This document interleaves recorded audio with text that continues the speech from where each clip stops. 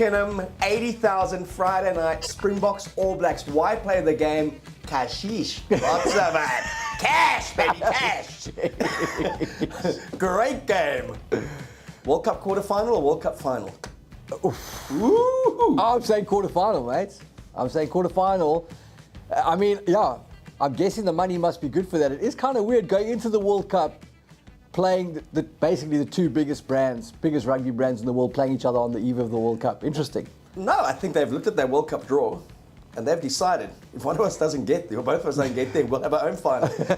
This is the World Cup final for us. 80,000, all in pounds, and the two unions split the money. Beautiful. Great, great marketing. I think it's a great occasion. And what I do like about this, the way the cards have fallen, South Africa's put out, outside of Colby and Deolandi, they put out their best 23 available. And New Zealand, our man, Jason Ryan. Jason. Mate, we'll be putting out our best. So it's best against best. And no one's getting roped in cotton wool. I like that. Yeah, I think it's going to be a cracking game. It is an interesting build-up and context to this match. It's not a typical Springboks versus All Blacks. It feels like there's a lot more at play there.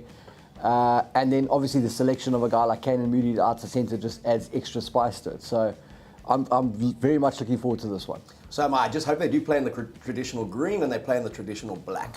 And we don't see them in their away jerseys. That would really add a little bit more intrigue and a little bit of weirdness to the occasion. Yeah. But Friday night under lights at Twickenham, all the expats out there, and it's debatable. You know, who's got more there? South Africa or New Zealand who live over there? But I think by mass numbers we have more. Surely. Definitely we have more. But it will be a great occasion. The last time those two teams met there, it was 2015. It was the World Cup semi-final, 20 points to 18 to the All Blacks. But we remember the Boks ended that game on their try line. Yes. Beaten to a pulp. Yeah.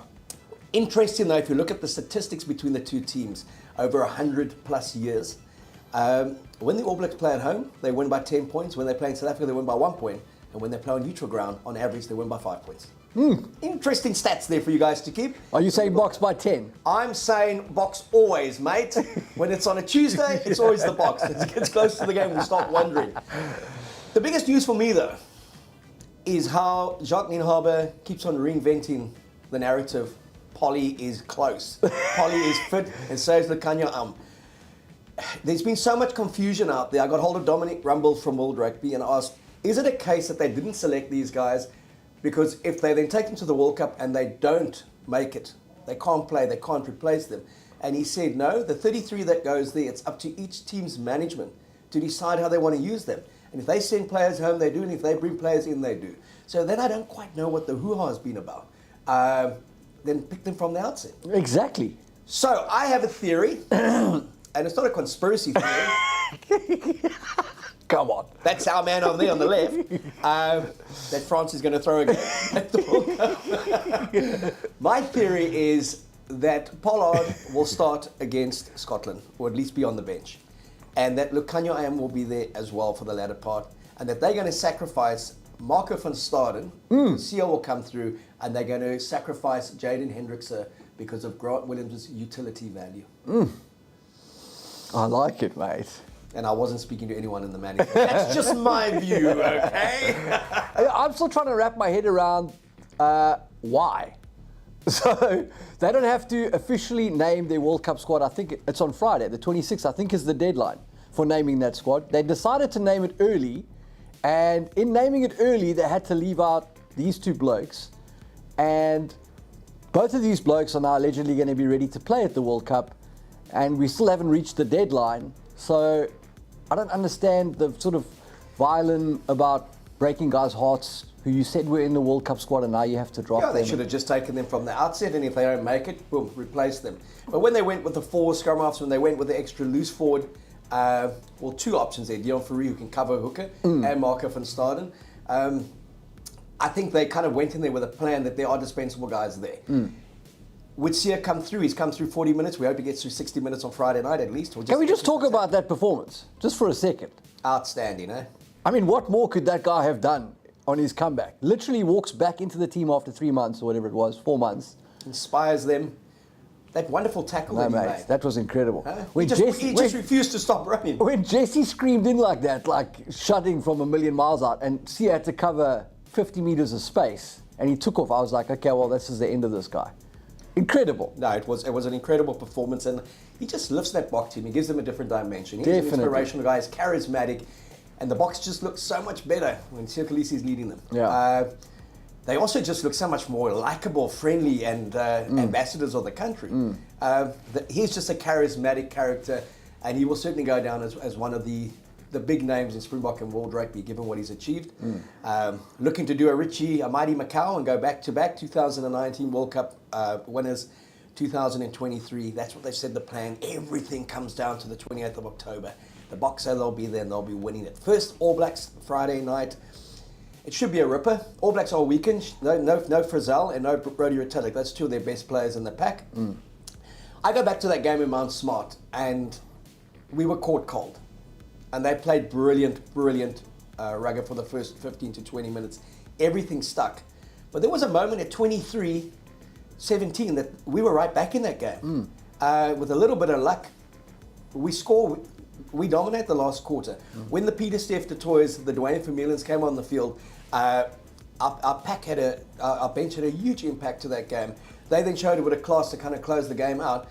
But the differential wasn't quite what that scoreline said at the end. I mean, come on, that's not what you told me when you came here. you know, you're probably right. I just feel like that's something that Wales would say, you know? In fact, that's something that Wales did say. Warren Gatland said, you know, it's easy to stop 4 or 5 of those tries the Springboks scored. Yeah, soft tries, Wales. You know? 8 more converted tries and Wales were right back in that match. I don't know. All right, so the All Blacks have done us at Ellis Park. And I said they wouldn't, we're a better team. They did us in Auckland, I said they wouldn't, they're a better team. We're a better team. Again, Jesus. How's this for patriotism? I look at that Boks 23 and I think, how can they lose? And then they go out and they get smashed in 15 minutes by the high-tempo All Blacks. Look, am I blinded here? Have I got a blind spot? No, the Boks don't have to win on Saturday, right? Well, because they're playing on Friday. So I mean, or on Friday. They don't have to win this week, but they cannot afford to take a pasting. They have to be competitive in this one. You know, they lost to the All Blacks in the opener at the last World Cup and they came back and won the whole thing. So it's not necessarily about winning, but it's about looking like you can win. And that is, despite all the changes, that's what we've got to see this week. You don't think we've got to see a Boks victory? No, I don't. Maybe a draw. Both teams are happy. Put your money on it, mate. Hey, both teams are happy. They head off to the World Cup. They share the money, they share the points. Yep. I like the way you think, matey. matey. Thinking now. Hey? Down to a 26-all spectacular draw in the last 3 minutes. How did Richie Mwanga miss from right in front of the uprights? Ka-ching. Looking at the Boks performance against Wales, Yes. we said it would be 40 points. We said 24, 27, then we saw their withdrawals. Williams, Dan Bigger. You texted me, you said. Experienced guys. Yeah. They realized this was a good one to miss, okay? I'm out. Sometimes your reputation is enhanced when you're in the stands. I have a bar mitzvah. Imagine if they were there. So, what I loved is that quality Boks team, you would bet on them to put 80 points past that Welsh team in South Africa and 50 points past them in Cardiff. And Done. And they did. But that's what I asked for. Remember, And you they said I'm a did. hard task. That's exactly what I asked for. It's what they did, except for the one category, the goal kicking. Other than that, gold. Well, Marnie Boks says he does love penalty tries. And, you know, his kicking was erratic, but... It was terrible. Yeah, it was terrible. But don't let that detract from just his all-round game. He throws passes that no other 10 in this country could throw. True. And they led to 5-pointers, more important than 3-pointers. So let's also look at what this guy does. Asterisk, Wales C team. Let's look at what he does and what he's done against Australia, what he's done against Argentina, what he's done against Wales. Let's stop this negativity. So let's say for You're a the second. problem, mate. It's me. I should give myself an uppercut. So what I'm saying is if we had Percy at the back kicking the points and Marnie was just playing 10, happy days. No problems. But if Marnie's going to be the goal kicker, that's a problem. Well, he was the goal kicker for the Stormers for 2 seasons. He Top kicked at point scorer. 76% in the URC. Find me a current South Chris African rugby Smith. player. Chris Smith kicked at 90%. He was the best in the US. Yeah, and then missed the only one missed the only one he had to kick, which was in the Currie Cup final. Can you remember? Yeah. So again, Currie Cup, you don't win it. I think Marnie Lebok has been done a disservice. No, mate. Come on! Marnie Lebok came in at 12, Kane in at 13, Chesson out at 14. My God, What a team. backline. That is a team. And with that monster pack. Yeah, I love it. Just need a goal kick. I don't care if it's Peter Steph the toy. Somebody there's got to bang it at 80% or more. Just when I saw Mornay Staines' picture on SA Rugby Magazine, I thought he was back. He's back, baby. Eh? Yeah. Just so wrong that he's going to the Lions. Yeah. When that guy has to play in blue, he has to wear blue or green and gold. I would love to know the backstory, how in this dire emergency he hasn't been called into the box setup. For me, I mean, that's a travesty. All right, well, we've kind of spoken about Anyway. ad nauseum, and he is retired now. He's not coming back. Maybe. He played in the Jersey 10s last week. All right, Pollard. Yes, no, he didn't play in the Try Jersey 10s. and be serious for a moment. Okay, Pollard. Pollard. Nice guy. Can he come back with no games?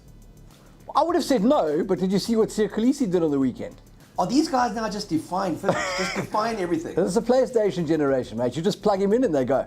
It's incredible. It is incredible. That in the old days, these guys would basically have a club game, have another club game, play 20 minutes, so that's close to a month. It's like teams you have to arrive a week, 2 weeks beforehand to acclimatise. Now they arrive on the Thursday, play on the Friday. Bang. Fast food. But what can Polly have the same kind of impact as a Sia has? Because that, within the team context, I mean, he's a Manier. They look at him as the general. Would he give them the lift that, say, Amani doesn't at the moment? I don't know. So there, I don't know if you can compare the two guys like that, because yes, Marnie lacks experience, but he adds the sizzle as an X-factor guy. He unlocks defenses. You know, I think opposing teams look at him and they're like, sure, okay, he's not the most physical guy, but he can break us down. And his cross kicks are in the picture as well. So I think the Andre thing gives the coaches a lot of ease because of the experience. They know he's going to stick to the maps and he's going to play the plan and he's going to do what needs to be done, make the right calls, say the right things at the right time. And when the heat comes on, like it didn't against the Wales C team, then composure will be a commodity that's at a high premium. So I think he adds value in other departments. I'm not saying for 1 second that Andre Pollard's a 90% goal kicker and he's got a history of doing that and he's going to solve that issue. I'm just saying he's got the experience of kicking big kicks in big games. And so potentially he could solve that problem. Is the ideal situation for them that he's available to play Scotland? He starts off the bench as a 12-10 cover and a goal kicking cover. He gets 20 minutes. By the time the Irish game comes, he's starting and Lebok's on the bench. Yes. So this talk about Andre playing 12, I think, is absolute madness because you've got Damien Willemse, you've got Andre Estes, you've got Damien Delaney, you've got plenty of oaks that can play 12. We don't need Andre to play 12. I don't think he's a 12 defender. I think he's a physical 10 defender. I think he's an under physical 12 defender. So I don't like to talk about Andre at 12, but definitely if we can have him back in the mix, if potentially we've got Andre, Damien, and Lucanio back for the Ireland match, I think we're in a good place then. Does Marnie Lebok then still feature in that 23? Well, in the 23, absolutely, because he'd be the backup fly-off, I would think. Again, I go back to, the guy does add something quite magnificent on attack. Definitely. And he certainly brings an added dimension. I know what you said after the Australian test. It's not traditional, typical Bok rugby. It's more Stormers rugby. Yeah. But if I go back and I look at Jake's team in 2007, and particularly the match against Tonga, look, they snuck it in the end. Yes. But they scored some fabulous tries. The dimension that I see a guy like Marnie Lebok that's added is this very effective use of the cross kick. He's got pace, he backs himself, and he plays with a freedom that I actually quite enjoy. It's fantastic to watch. He's a lovely player. And he's a creative guy and it's great to watch. I'm just saying... Should we not be backing him more? It's not that we should or shouldn't be backing him. It gives you some insight into where the Boks are because Rassie would never choose to go that way. So the fact that he is going that way is an indication that the Boks don't feel like they have control of the game. They are looking to somebody to unlock a team. They're looking for somebody to take a kick that wasn't chased properly, a moment of magic, and it puts Makazole or Kanan into space and it's a try from 65 meters. Whereas in the past, Rassie was very much about controlling the game to create pressure so that the points are something that we go and take, not that kind of get given to us. Or that we chased. Yeah. So John Smith, legendary Springbok captain, Yeah. hooker prop, he always used to refer to the Boks being these pythons. The way they play is they squeeze, they strangle, and they suffocate the opposition. And we work hard for our points. And we're a team that traditionally, when the Mornay Steins were there and the Percy Montgomerys were there, Yanni de Beer, we kind of build scoreboard pressure. And the minute we 12, 15-3 up, 15-6 up, we start playing a bit more. Yes. With a guy like Lebok there, though, we play from the beginning. And we don't, you don't necessarily build scoreboard pressure because you may miss 2 of the first 3. So with his erratic boot, has it not forced us into kind of playing his way? But that's exactly what I'm talking about. We are in a position where we are now reactionary. We don't have the impetus. We don't have the control. We are not proactive. We are now saying we're in a bit of trouble here, despite having 4 years to get ready for this. So our best option is we can't kick points. I'm not sure what's happening with the maul. We're going to put our eggs in the counter-attack, turnover strike basket. And that's where Colby comes in. That's where Damien Willemse comes in. Barney Lebok comes in. Yeah. These guys are capable. A bit like the best New Zealand game breakers. Spot on. The Severises of the world. Spot on. They're capable of turning a game in 20 seconds. Yeah. We saw that at Twickenham with Lebok and Willemse, that counter-attack that led to a try. Yes. Kind of a Rassie Jacques team would never have scored that kind of try because they are so defensively orientated and structure orientated. So the potential is that having a team that can counterattack really well, in a way, encourages opposing teams to hold on to the ball and to attack you. And that feeds Jacques' defense, right? That's what he wants. He wants you to run at them. But the downside is that teams like Ireland that can hold on to the ball for multiple phases and will eventually wear you down like that if you don't control the field position. You spend most of the game in your own 40 just trying to get out of there. And eventually with the lottery that is refereeing, you're going to come off second best. So I'm not sure I think it's a plan that can give you, you become France. You can knock anybody over on any day, but you can't string 6 successive controlled victories together. If you talk about Jacques' defense, I mean, he's considered, I'll probably say with Sean Edwards as the best in the business.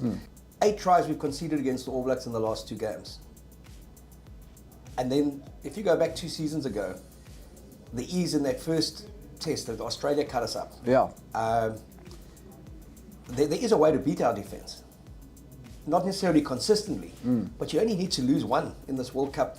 And that's exactly. And you're on your way home. That's it. That's what I'm saying. That's exactly what I'm saying. So if you look at Ireland against England, and I know England are struggling at the moment, yes. but that was a very good Irish performance. That was their first hit out, their A team. And give them their due. I mean, they have perfected their attack. They're an intelligent side who adds the mongrel. Again, mentality is going to be everything there. They're going their way with history weighted against them. They've never gone beyond the quarterfinals. But the core players, they are good enough to win it. They're good enough to kind of knock anyone over. Ditto the French. When you look at where we sit, and the last we saw of the All Blacks was that 33-9 in Melbourne. But again, extenuating factors. Australia very competitive for 35, 40 minutes, lost their 2 props, lost influential players, and that side hasn't played. They only play now on Friday. Where would you put everyone in the pecking order, basically a fortnight out? Great question, right? And I'm going Thanks, to man. I like ask to it ask the good straight ones. back at you. So I think New Zealand are a team that's definitely on the rise. Are they invincible? Obviously not. What I like about them is they've got back. They've always been able to strike from 99 meters out, right? They've always had the talent and the ability and the inclination to do that. But what Jason Ryan has revived is the physical edge up front. And now they can control you at the set piece. They can attack you at the set piece. They can build scoreboard pressure. They've got Richie Mo'unga. And then to complement that, they've got Bowden Barrett, Will Jordan, who scores every time he touches the ball, and. So that makes them a much more complete package in my mind. I think going into this World Cup, New Zealand are the team. France, I don't know what it's going to take to convince me that France can string it together. I like a lot of their pieces and what they do. I'm not convinced that their pack is as ferocious as the reputation they have. When we played them last year, it looked to me like everyone was trying to get off the field. I think they are heavyweights in the Northern Hemisphere. I want to see what they do against the All Blacks and the Boks. Intermac, big blow. Massive blow. Jalibert, good player, not Good quite player. Intermac. Yeah, I mean, probably one of the best backups to have, though, right? Also a creative player. I'm interested to see how it affects their kicking game. Obviously, Anton Dupont is the key guy there. If he goes down, they go down. No, they're in trouble. That's it. That's it. He's their France Malhaber. He's their Dan Carter. He's their Dan Carter, yeah. Do they have a beaver? All right, so it's those two from the north, and you would say South Africa. I want to hear, who do you think? Who do I think? Yes. I think whoever wins, the two teams playing on Friday night. Whoever wins that wins the World Cup. Not who wins that. I think one of those two teams will win the World Cup. I just think the psychology at the moment is weighted in their favour. I saw this clip that they put out going to Ellis Park, those youngsters, backs to the wall, 26-10 in Nelspruit, second biggest ever defeat against the Springboks. The crowd, the intensity, and how those kids stood up. 15-0 up, Boks came back to lead, and then they struck in the last 5 minutes with a player down. Bowden Barrett sent off. Just what it meant for those kids. And they took that confidence into the next game against the Springboks. That's why I just feel we got to knock them over on Friday, just to get a little bit of balance back in terms of you win one, we win one, and we go to the quarterfinals or the final and we play them. Geez, I would love that. But I think that the rise of New Zealand, especially since Jason Ryan's been there, Joe Smith's coming as their attack coach, just the way they've played, I just look at the quality of this Boks side. They've put together one or two decent performances. Again, I know it was Wales C, but you only play who's in front of you. 100%. And I just thought they were very good. They were. And they can only be better if Lukanya Army's there. 100%. I Yeah. mean, that's a big blow to us in terms of 13 and the quality of the player. I thought that was the statement performance we wanted to see. Yes. And then they picked a very good squad to back it up to go play the All Blacks. But they've done it in a way where it's not the first team. You know what I mean? It's not like if they lose on Friday night, it's not like, well, the best that the Boks can put out there has lost against the All Blacks going into the World Cup. No, exactly. And I think they've played around with a 23-25 that there isn't a definitive first team anymore. Yes. We know there's definitive two props. We know Eben's always going to start. We know Sia's going to start. We know Peter Steph's going to start. 8's a lottery. 9 Faf, but in other games, you may want to play someone else. Damon, I'd always start at 12, a lottery at 13. And then the back three, it's interchangeable who you want to play there. So it's not so much that we lose much when we pick one and not the other. Where you look at other teams and it's like, if that guy's out, they're in trouble. There's their 15, and kind of that's very much the backup side. I think New Zealand, the one thing, when I saw that performance against Australia in Dunedin, those second stringers are not quite where their top 20 players are. I agree with that. And but I do like what they've done with their props. I think they light at lock. Again, they brought Retallick in and he's injured. Same happened in the last World Cup and it backfired on them. But I think the key there is that they've got their set piece, as you said, right? And they've decided Mohanga is the 10.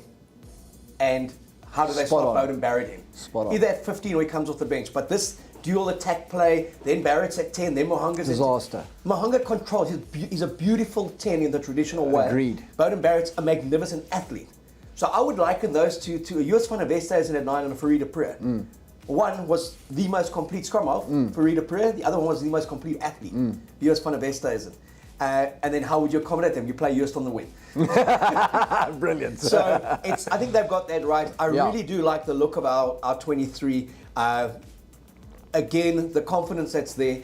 And I think being in a pool with Scotland, with Tonga, with Ireland, you get through that, you battle hardened.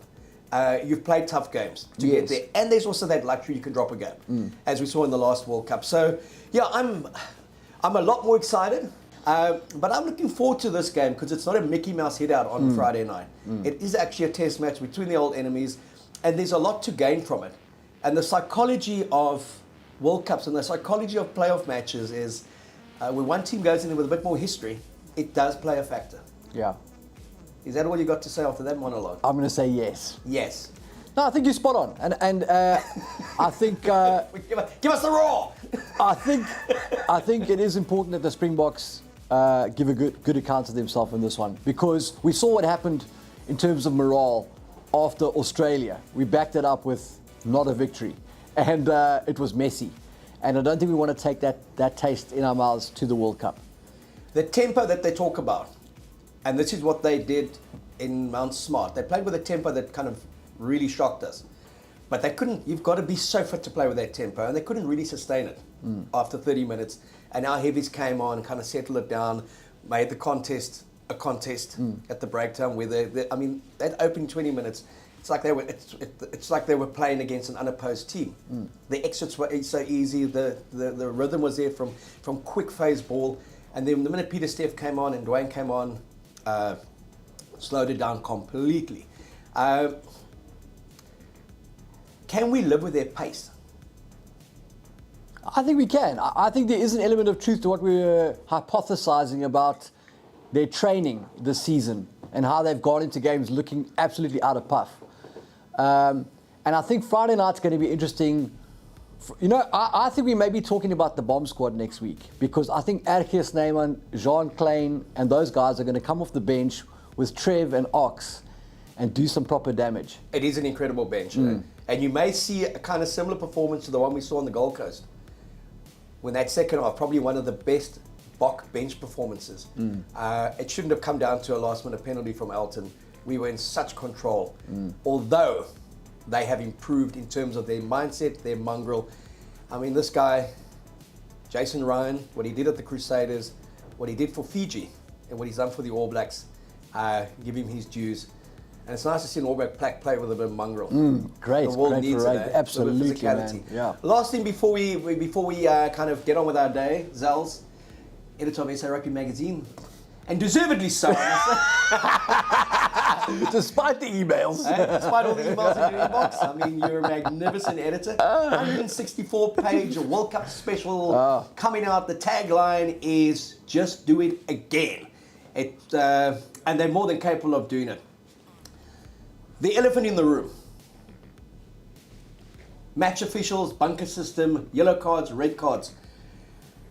I just hope that this World Cup is not decided by us talking about who's got the better lawyers, yellow cards that should have been reds, reds that shouldn't have been yellows, and a game that turns not because one team's inferior to the other, but because of a ridiculous refereeing decision where someone says it's in player safety's name, the other person says it's not. Yeah. Where are we positioned on this? Yeah, I think World Rugby needs to have a really good think about this, because they may have duped a lot of rugby people into buying the narrative around this and accepting 7 cards on a Saturday. But when you showcase this game to the world and it becomes a courtroom drama, I don't think you're going to be doing your product any good. And so, yeah, rugby's become a thing now where basically you buy a ticket to see who's going to get sent off on the weekend, and I think that's very bad for the game. And hopefully this TMO bunker system operates at maximum efficiency, because we cannot afford to have a World Cup where we spend 10 minutes of every match looking at slow motion replays so we can send someone off the field. So I also hope that there's consistency, and it's not a situation where the World Cup starts where if you look at someone, it's a red card, and by the end of the World Cup, Oaks are hacking each other and it's just play on. Well, look, I've always been a huge supporter of 15 plays 15. Yeah. And punish the player, not the team. Yeah. Send the player, replace him, and put him on report, let him go to the judiciary on Monday and get banned for 6 weeks or 10 Spot weeks. on. But you keep the contest alive, 15 Correct. on 15. Correct. And what we've seen in the last 5 years, especially of World Rugby, 12 playing 15, 13 playing 15, 14 playing 15, it's a mess. And yeah, I don't know if it will ever happen, but let's keep the contest going. Zels and I will be chatting to you again on Thursday when we give our predictions for the week. Woo! And stay tuned for that, because you could win a lot of money with the bookies. Because this guy's informed. Never forget, he's the only guy who ever backed Ronan O'Gara and La Rochelle to win the Champions Cup, and then they did it again. So he's in the know, and that's why he's the editor of SA Rugby magazine, for those of you who may have questioned it. Brilliant.